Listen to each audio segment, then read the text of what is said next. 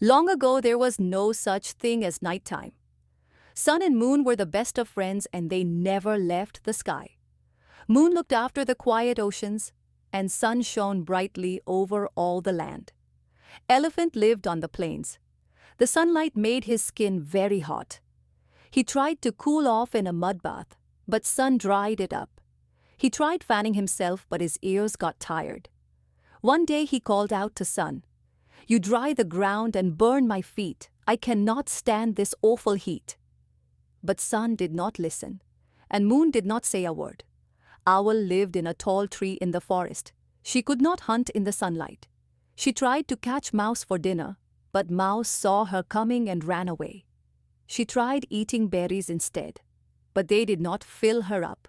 One day she called out to Sun, "Mouse can see me in the light. I cannot hunt with you so bright." But Sun did not listen, and Moon did not say a word.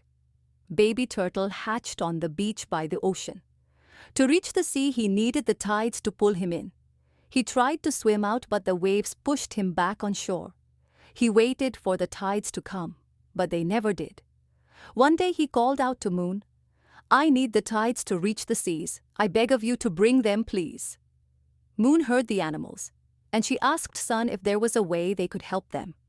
Sun cared deeply for Moon, and he agreed. Together, they came up with a plan. Sun called down to all the animals, "For the sake of Elephant, Owl, and Baby Turtle, Moon and I have decided to share the sky. When I rise, Moon will set and leave the sky bright. When Moon rises, I will set and leave the sky dark.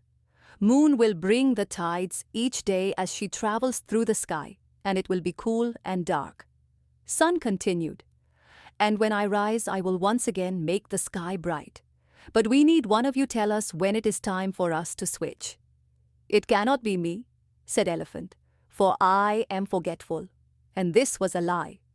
"It cannot be me," said Owl, "for I cannot be trusted." And this was the truth. "It cannot be me," said Baby Turtle, "for I am just a baby." And this could not be argued.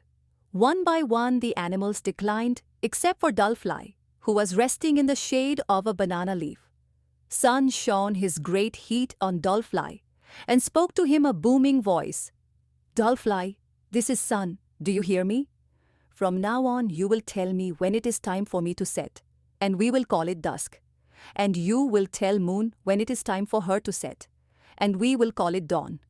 "I cannot," Dullfly said, frightened by Sun's loud command. "I am too small for you to see." Sun exhaled and shot a burst of light straight into Dullfly's body, making it glow brightly. "There, from now on you will be known as Firefly, and you will flash your light to send us a signal," said Sun. And from that day forth, Firefly did just that. So if you happen to catch Firefly at dawn or dusk, you must be sure to let him go, because it is he who decides when Moon brings the tides, and when Sun rises and sets.